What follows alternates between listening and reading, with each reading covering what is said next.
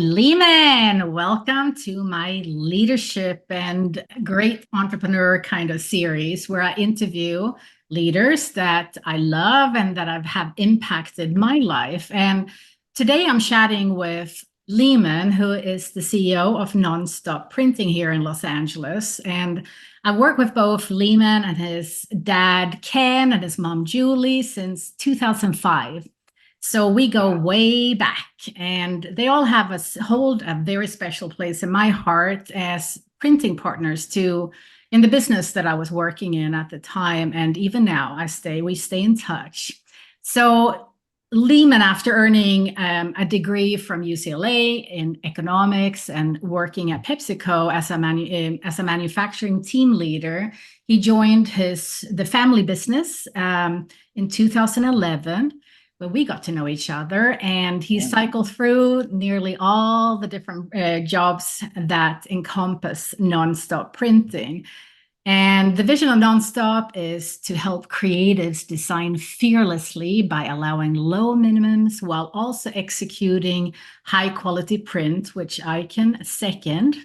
And outside of work, Leiman enjoys being a Christian, loving his wonderful wife, Carol, and chasing his 3 young children around. So Leiman, I'm so happy to chat with you about your leadership experience and being a business owner, etc., and the wisdom pearls that you've acquired over the years. So welcome.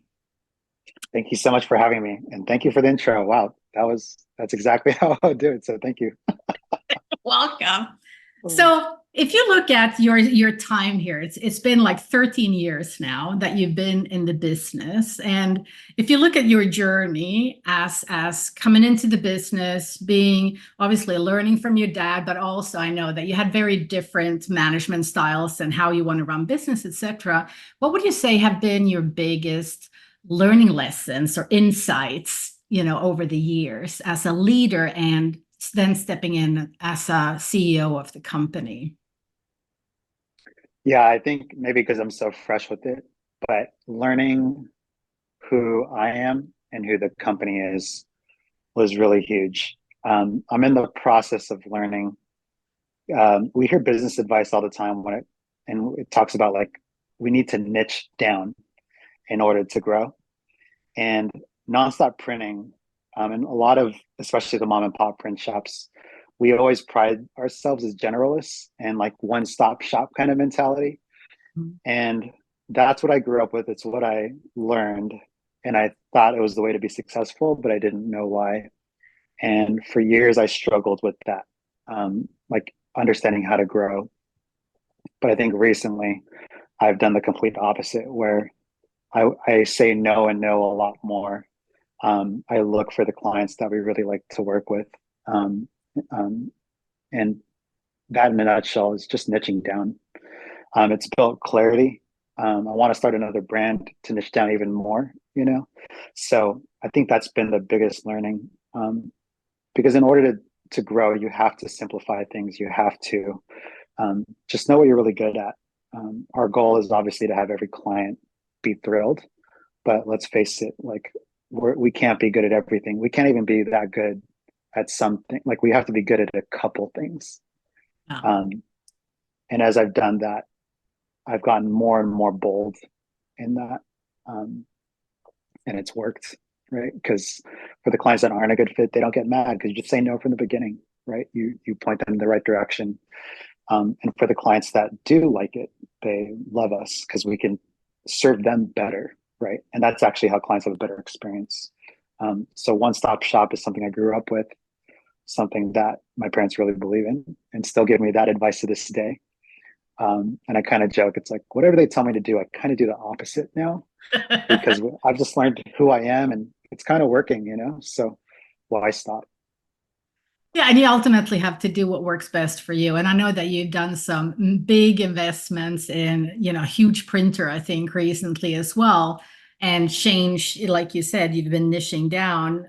What would you say that you focus on? I know you focus on printing, books and high-end packaging, right? What would you say are the type of products that you focus on or, really specialize in? Yeah, it's books. We do event printing and other printing to kind of fill in the gaps. Mm, But I would say if there's one thing that we could do, it would be books. And yeah. it's funny that it's books, right? I actually think, I think of Jeff Bezos. He started with books, and people joke that he was starting a bookstore. And I feel in a lot of ways the same way here because we love books. But the reason why I love them is because they're in some ways the hardest Mhm. and most meaningful product that you can do in print. So it's extraordinarily complex. The stakes are really high, and people expect a lot.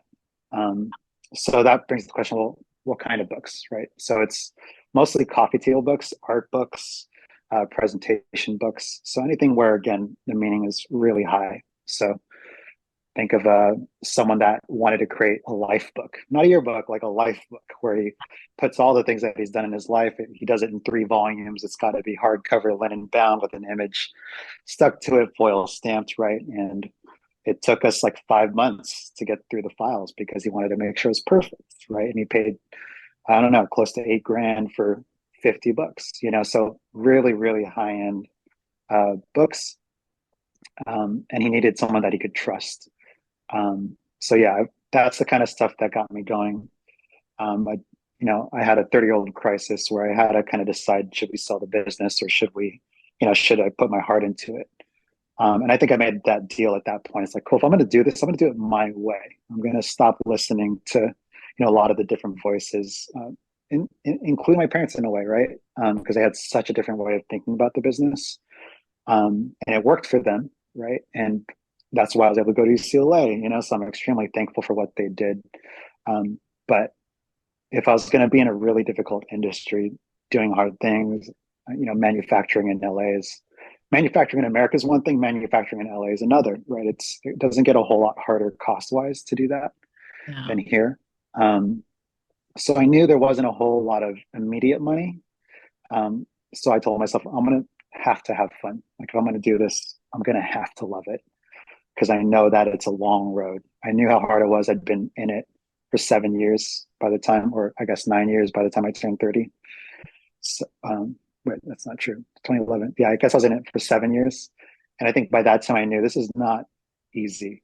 Like I'm not going to make a crazy amount of money unless I get lucky or unless I find something viral. But I knew that it was more likely for me to get by than it was to financially like absolutely thrive, So I was like, And I I need to think, have fun. and you mentioned that, like, I mean, trust is important. Like I've said to you many times, right? The reason I was a client for so many years was the trust, and I loved interacting not just with your dad, who I spoke with the most, but as you came in, I started talking more with you, and I also spoke to Julie, your mom as well. And your entire family is so wonderful, right? So I knew I could trust you. So that's super important. And another point that you were mentioning was, that you had to follow your own vice and your own inner guidance, sorry, because I think we all fall in that trap where we listen to everyone else, and after a while, you lose your own instincts, if you will, and you get into like, am I doing it right or wrong? Instead of just following your vision. And when you follow your vision, it's going to fall in place. And just like you said, it's a long-term game. It doesn't happen overnight with anyone of us creating businesses. It takes a lot of hustle and work and investment and thought, etc. And um, but your, dad and mom started a business where they built these great relationships. So that's a great, heritage to grow on, so to speak. And as technology evolves, I know, I mean, even things like books, where we all often use, Kindle or Audible to, read or listen to books, that becomes a rarity, and then that becomes an exclusivity as fewer and fewer people offer it, right? So then Correct. that can become a great niche after a while in itself, Yeah, right? that's what we've found. Like, I think as each year went on, the number of clients that were quote unquote my parents, Yeah. right?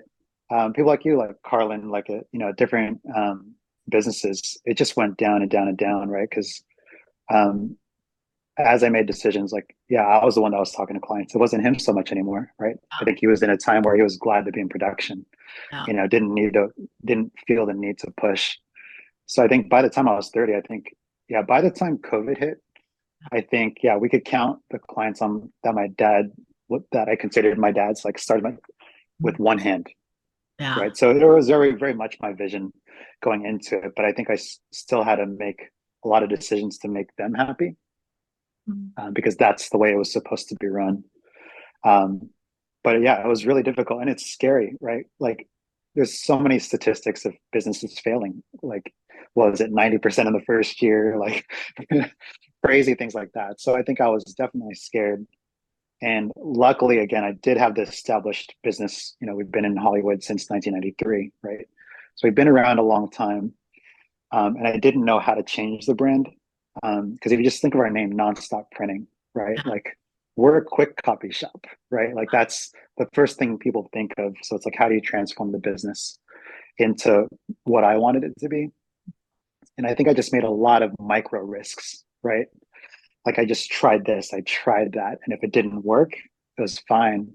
But I think as I made, you know, I could probably say maybe hundreds or thousands of micro risks of trying to change this and change that, and they worked. I just kept going. And then obviously 5 years later, this business looks nothing like, what it used to, with the clients that we serve, with the products that we make. Um, so yeah, I think that'd be the way that I would approach it again. I think the main thing is, you can probably hear my voice, is like, I wish I did that earlier, right? I think I lived with a lot of fear, wanting to make my parents happy, and do it their way because that was the right way. And I honestly wish I was this bold sooner. I think the sooner it happened, I think it would have been better for our business, because I believe it's gotten more sustainable as I've niched down. You know? But also that, insights come from, when we try things, right? Wisdom come with age, as the saying goes, right? So Yeah, you have to try things out. And it's also a process, I'm sure, when you take over your business from your whoever it is, whether it's your yeah, parents or what have you, right? Like they created success in their way, but they started it in a different era with different products, like you said, and you came in with a different vision. So it's also this thing, like, because your business is also heavy investments, right? It's large ticket, big ticket investments. So maybe 5 years ago, you wouldn't have had the guts to do it, exactly. right? Yeah, yeah, and timing's everything. Like, I mean, to this day, I still hear of book companies going out of business, Yeah. right? So on one side, it's like, whoa, why are you doing this, right? Um, and on the other hand, obviously, we get some of that supply, right? Because there's less supply, we get some of that. But I do think it's also important to have a true north, right? Um, I like to think of it as like, I have this 80-year plan to do really crazy things, but I have to start with where I'm at, right?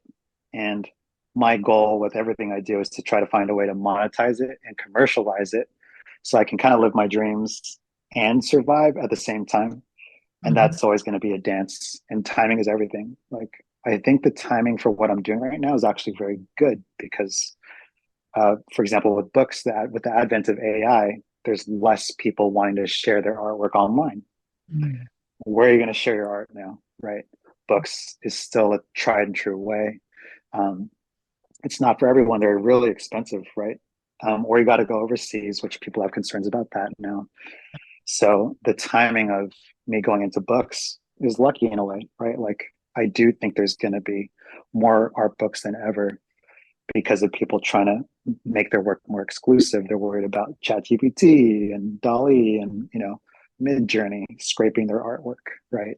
With NFTs, same thing, right? So it's like, yeah, I might just be lucky with the timing, because but I knew it even way in the beginning.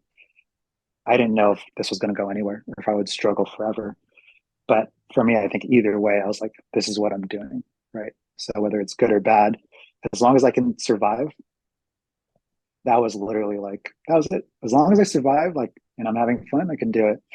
Now it'd be nice to thrive financially, but as long as we can survive, Like my employees are going to be happy. I want to be happy. And it's not that I don't look for ways nonstop to make it more sustainable, but I think you have to like wrestle with the reality of your situation. Like I am in a mature industry. It is going down slowly. Like what is the likelihood that I will have some viral story and we are massively successful? The odds are against me, you know? I liken it to like having a, you typically, like when it comes to real estate, the advice is you typically don't want to have the nicest house on a bad block, right? So, for example, even though my business, from the outside especially, we look like we're incredible, amazing, like we're one of the shining stars of our industry, Uh-huh. we're still in an industry that's mature, that's shrinking, that's changing, right? Um, so I've wrestled with that reality and I've just accepted it, right? And I'm grateful for the opportunities that I have. And I'm always open to change, to pivot, right? Um, yeah, that's kind of just the tension that you have to live with as a business owner. I think, though, that as fewer and fewer vendors, as you mentioned, offer book printing, it will, I mean, especially because you can print, even if it costs more, you can still print low quantities with you. And I think that that's one of the good things. I mean, it can be like, parents wanting to do like, like you said, their life's work, a memoir, or, family kind of stuff, family albums, what have you. I mean, I see a lot of opportunities, and I have some of my friends that refuse go electronic. They want to read a physical book. So there's always Yep. going to be people that love reading an actual book. So I think it depends on, the age groups. But even if you're grown up with, digital um, consumption, so to speak, reading a book is a special thing. And all it takes is like if someone ever pulls the plug. I mean, of course, you can't print, but at least you would go back to bookbinding the old-fashioned way, I guess. So you'll make it work, and just trust the process, I guess, Lehman. What do you Yeah, love about having your own business? exactly that. I can, excuse my language, I can do whatever the fuck I want, Yeah. and that is so liberating. Um, yeah, especially when I actually got to run it. Mhm. I'm having so much more fun now. I'm more stressed than ever too. Mhm. Um, but yeah, during COVID, right, I let my parents. That was when we actually transitioned the business pretty much fully because it wasn't safe for them to come in. The business was kind of failing anyways at that time with everything shut down. So I was like, hey, like this is the time. Like I couldn't imagine my parents doubling down and working harder. They didn't really need the business to be honest financially. Like they had enough savings, right, to relax. So if they Mhm. worked hard, it would be because of me. And I was like, what's the point? Let's just make it happen. But I can tell you once it was all up to me. And I think that's my personality. Yeah. I think I do the best when it is all up to me. Um, that's when I had the most fun. I got to work. I got to come in as late as I wanted to. I got to work as late as I wanted to. I got to set my own schedule. I got to make my own decisions. I got to do my own tests without having to ask them. Of course, I would still ask them for advice, but again, because our philosophies are so different, um, I, I, I, I ask them out of honor and respect, right? Um, and just as another opinion of like, what does the old guard think, right?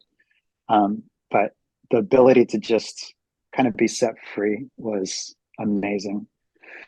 Um, it made it so much more fun for me, and uh, yeah, I got to change the rules. I got to change the values.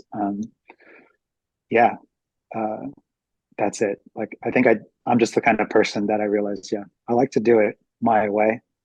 And I think with not having another person that I had to check with, which is definitely dangerous. Don't get me wrong, like that can definitely lead me down the wrong path.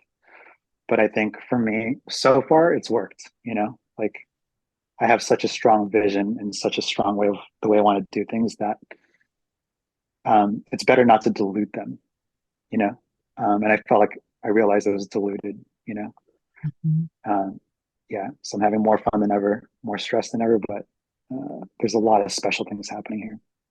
That's wonderful. And So, what would you advise business leaders and business owners, sorry, to prioritize when starting a company? When starting a company? We could even because it's in a way it's a restart, right? That you took on. So, like you said, you've learned a lot. So you just look at yourself and your journey in the past Yeah, years. yeah, I think yeah, I feel like it might be a little different from like a pure start, like from nothing to a situation like mine where I had to kind of transform a company, right? Mm, Um, but I think the general similarity would be you need to have a true north. yeah. You need to know exactly, yeah, who you are, right? And you need to be fully bought into that. Again, when you try to diversify too much, or you try to be, again, too many things to too many people, you just don't have any clarity.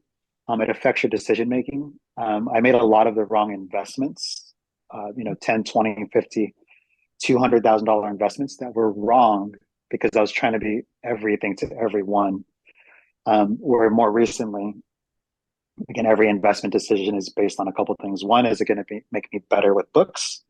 That's number one. And then number two is my second dream, which is like, how do I make all things one day? So it's funny. It sounds like that's all things to all people, but I want to actually eventually be like the best prototyper in the world one day, where people can come in with an idea and eventually we make electronic circuit boards, plastics, metals. That's my like 80-year goal, right?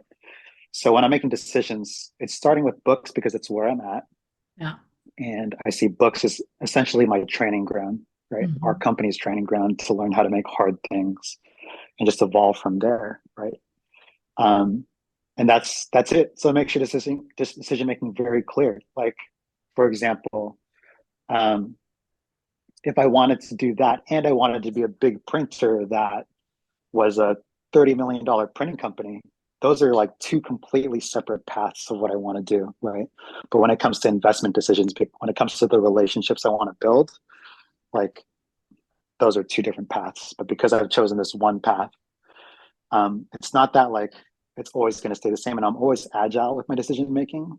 Um, but when you have that clarity, like the decisions actually aren't that hard. They're not that logically hard. They might be emotionally hard, but they're logically very easy. Um, yeah.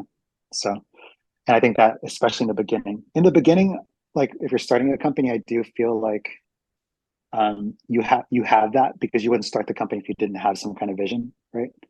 Oh, Or I hope, absolutely. right? Yeah. Or I think the ones that survive again, they're it's again a lot more than just about the money. Typically, unless Yeah. you get a little lucky, or because you're in such an emerging industry, like you can just be like okay and start the business, and because it's such a hot industry, it'll just work. That does happen. Um, but I think even for most people, it's the people that have a very clear vision. They can see 10 years out, um, but they'll also slave away in the details to make that 10-year vision happen.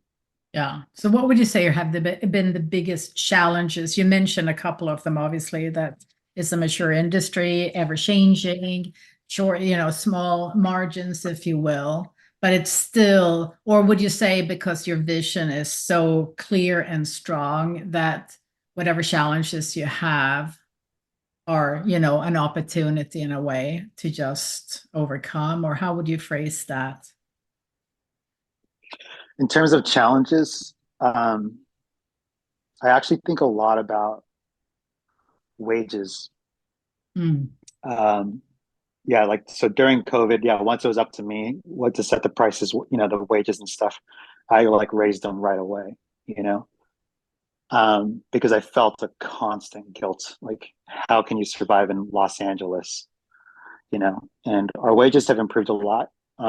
They're above market in our industry, but they're still extremely low. Like, you can't survive in LA unless you have help, unless you're living with a family or multiple people living in an apartment. So to me, that's still the ultimate challenge because I'm not paying myself a ton within this mhm. business.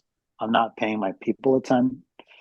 Um, we're all working really hard, we're all trying super hard. Um, and I actually think in terms of margin, we actually have some of the highest prices in our industry. Like, Mhm. um, so yeah, it's not because we're not charging enough. It's because we're trying to find that balance between price, but again, just finding more clients, but finding the right ones, right? So it's such a tricky, complex game. But I would say I have this constant guilt where I want all of us to be making more money, but there's no immediate way to do that. Like if I just raise wages, we'll go out of business. Um, if they stay stagnant, I'm afraid all the hard work that I put into them will be lost. They'll leave for a better job because of the good training that we've had. So I would say that's the number one challenge that I have. Maybe the number one guilt I have. Um, but in terms of how I manage it, it goes back to the true north, right? My whole team knows what my dreams are, right? And how I want to take them with me, right? Like they know how much I make. Uh, they know how much I've raised wages to make it better. Um, they know that I want to keep it going up, but I don't know how. Yeah. And so I have very much the style of a leader of like, I don't know what I'm doing, but I know where I want to go. So go on me with this journey where we don't really know where we're all going to land, but you're going to have a lot of fun. And you know that I'm going to really try to take care of you. Um, yeah. So it holds me accountable because and I tell them, like, you'll know when I've gone off the deep end if I go get too selfish, right? Things like that. So tell me, right? And they might not, but I invite that at least. And of course, they'll just look at my actions over time and see what kind of person I've become. Yeah, maybe one day I have too much success and they see that I get super selfish and it does become about the money. That'd be me failing, you know? And Uh, because you're so transparent, I don't see that happening because you're having them hold you accountable.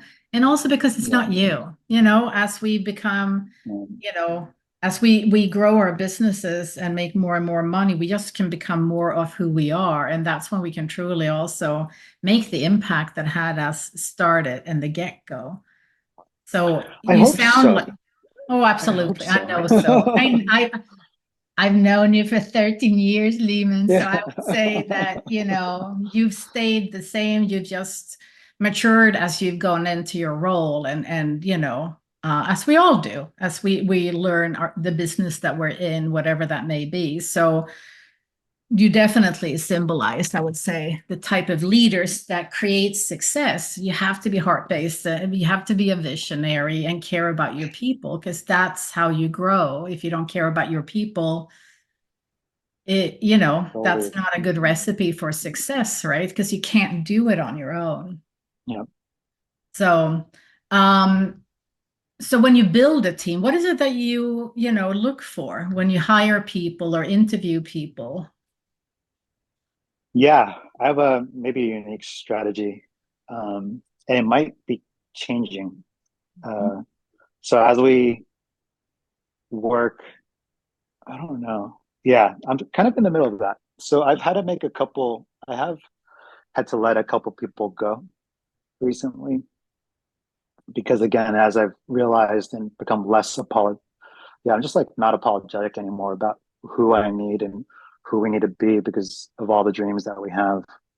So I've had to make tough decisions lately. But my strategy kind of to get to where I was I actually targeted people in retail. Mm. So people outside the industry. This was for a couple of reasons. So again, like the print industry is really competitive. We're not the tech sector where we can pay $100,000 a year. We're much lower. I think our average yearly wage right now is probably 52,000 to 55,000 a year. So very much lower. Obviously, retail is much lower than that. Um, and I know that people that work in retail in general have to be of high character because you are treated like garbage from your employers, from people, the people that come into businesses. Like you're treated pretty poorly, and you have to be able to tolerate a lot. Um, and there's obviously a lot of people in retail because it is one of the first jobs. So um, surprisingly, like the last few years, we would just put posts up on Instagram saying, "Hey, here's the wage. We got 401k benefits. We got health insurance. So we're pretty good as a small company when it comes to benefits compared to maybe others." Mhm. And so I put that on Instagram, and a lot of our followers, they love us, right? So they'll share that post, and we've gotten actually the last like 5 hires from Instagram posts. Again, it goes back to True North. It goes back to vision. People know the vision on Instagram. They know that you have this like kind of crazy owner that loves print, that loves books, and likes to nerd out about stuff. And so they're like, cool, I think kind of cool to work for him. Like, so yeah, that's how we've gotten it. And again, most people are from retail because again, if you're making 60 or 70, you're not going to typically go down. We actually have had a couple people we've had one of our employees, Lulu, she was a nurse assistant making far more, right? But she really wanted to get out of the industry, and she's like, hey, I know this is a lot lower, especially at the time when she first started, but wanted to work at a place where it was just a better work environment. So Mm. yeah, so we have actually had another thing. We've had a couple people that have made more in the past that would come here. Mm. I think because they just saw the energy, they wanted to make things with their hands again. You know, so but in general, that's been my strategy with kind of the success that we've had and the kind of clients that we work with now. I think the strategy will be the same. I think we just now know more what to look for in an employee. Um, the way that I describe it now is we need to look for people within each role for very core characteristics. Like, I don't want to even give it away so that people interviewing will know what I'm going to ask them. But No, no, I think the no. But you general have, aspect is like, yeah, yeah, I think the general aspect though is like, we need to find people within specific roles that will do those things in their sleep. Like it needs to be in your nature to be a yeah, certain way. yeah. So if you do handwork, like it needs to be in your nature to do certain things. If you're doing customer service, it has to be in your nature. Like there's a lot of things I can't coach, That brings me into yeah, Clifton Strengths, which I know is one of the assessments that you've taken, and that and many others. I mean, like that's where they can kind of, that's where you can. That's one way, even if it's not an aptitude test. Like Clifton Strengths in particular, it's your innate talents, how you approach everything. So let's say if you want someone that is detail oriented, there's certain themes that will give you guidance, right? But yeah, there's many other obviously assessments that also have the aptitude piece, if you will, but it's still a guide because how we do everything, if you are a super focused person who's very analytical and precise, if you will, right? There's certain roles that you will be better at. And if you're a yeah, blabbermouth, go into sales or marketing or speaking, right? I mean, and those are just basic top level things. And it doesn't mean that you can't do other things because we're all, a unique blend of things. I know we're getting towards the end here, so I just wanted to check in, have some personal reflection kind of questions here. What's something you can't live without? yeah. For me, my life is very simple. Mhm. Um, Basically, at all times, if you call me, I'll be doing one of these three things.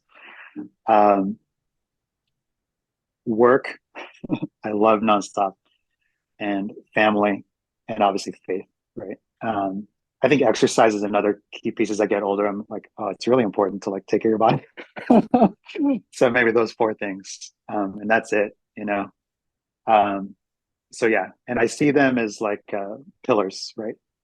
Um, I'm not gonna lie. There's times where I'm like, man, I wish I could work more because I think the business might go farther, and I had to make a decision to let the business go slower than I want because I hear people all the time that are older say, I wish I enjoyed the young kid days more, you know? Yeah. Um, and for me and my dad, I really don't know like, I really didn't know my dad a whole lot as a kid because he was always working. And again, he had to do that for the most part because they had to survive, Yeah. right? They were the classic immigrant story from rags to riches, right? Um, so like, yeah, so I think they had to do that at that time. Um, for me, there was a cost though, right? Not really knowing my dad, my mom being, stressed all the time. We were in daycare a lot and stuff, right? So I think that was just a really critical thing for me.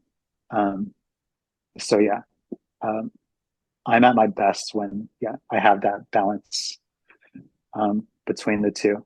I think when the kids are college age, I think that might be my working prime, I like to call it, um, because I'm going to have to figure out how to make more money. um, but yeah, that's kind of it. So I think it's those four things. And if you take any one of those things out, I think my life crumbles. Yeah. If I stop exercising, I feel terrible. It's mentally too. If you take away my family, it's kind of like, what's the point? Like, if you take away work, I love to work. And I don't think I could just be at home, honestly, yeah. And with faith, the huge vision that I have and why I'm willing to take the slow road and why I do feel that guilt about wages and stuff. I think it's because of my faith. It's like, I want when when I die, yeah, I want when I see God, I hope he says like, good job, good job, well, and a good and faithful servant, right? Like you made a lot of mistakes, but man, I saw what you tried to do. I saw that you didn't just go for this or that. You really tried to honor me through the way that you lived. Yeah, and you make the best decisions you can with the awareness or knowledge you have at any given point, and that's all you can do. So all is well, so to speak. What would you say if you could give everyone around the world a message they would have to hear? Same thing in the beginning, like, oh, this is kind of good, especially for business or even for artists. And I got this from someone else, but I've been saying it a lot. I don't remember his name. I need to find it, but he said, in order to be successful in art, maybe financially, or to have a career in art, you need to have these three things. And it's not particularly in this order. Mhm. And that makes me a little sad, but it's just the reality. Number one, have a voice, Mm. know who you are, have something unique that you're bringing to the world, right? It has to be uniquely you. Don't copy others. It's got to be you, right? And you have to find that, and it's a lot of work to do that. So that's the most important thing. Number two, network. You got to go out. You got to make connection. There's going to be things that you don't want to do. And this is obviously in the context of artists, where usually it's the least favorite thing for an artist. But you got to network. You got to get your name out there. And obviously that applies to business too. Because a lot of times I like to isolate and just work on my cool stuff. And number three, have good art. Mm. Right. And it's the Yeah. funniest because most people, right, and you hear this all the time on LinkedIn, right? Feels like you can't be a perfectionist. You just got to go out and do that. And there's a lot of truth to that. Like the people, and I think the cool thing about working at Nonstop is when you work here and you work with a lot of artists, there's a lot of good stuff. There's a lot of stuff that's like okay, Yeah. it's not the best, but the difference between the people that are again successful and people that maybe not, the people that are not never even give themselves a shot, right? And that's why I love how number three is have good art. Like stop judging yourself, just go, Yeah. right? Have something unique, right? Because that is what gets the attention. That is what people are actually looking for, right? Having technically good art or a technically good business, no matter how good I print, I don't know, it's not a differentiator. at the end of the day, right? But I think when clients work with us, it's because they like my energy. They like how obsessive I am. They like that, I'm transparent with all that stuff, right? They like that I will point them in the right direction if we're not a good fit, right? Because they know how much I put into it and they respect that. So yeah, that's probably it. It's that was a three-part message, but it is something I reflect on a lot right now because I see so much truth in it. I love it. And thank you. Thank you for sharing your wisdom, Leiman. I really appreciate you taking time out of your super busy day because I know you have some jobs waiting for you. So Yeah. thank you for doing this. And I see you being very successful because, like you said, who you are is what it all comes down to. And you're being yourself as a leader and inspiring others. And you're a super positive, smart guy with filled with ideas. I know that, and creative yourself. So it's gonna boom more and more, especially as you've niched down so much. And there's so many possibilities with that too, and what you can do. So you can create anything. So, and everyone out there, if you want to get in touch with Leiman, you get in touch with him by going to nonstopprinting.com or the Nonstop Printing LA, I believe it is, at the Yeah, handle on Instagram. Yeah. Instagram, right? Yeah, And I would say that's the best place to start. Yep. anything else you want to add before we go? Yeah, I think that's it. Like, I'm really excited for everyone here in 2024. I know it wasn't an easy year for a lot of people, 2023. So yeah, I'm excited for everybody. Just keep at it. Awesome. Thank you so much. Bye, everyone. Bye.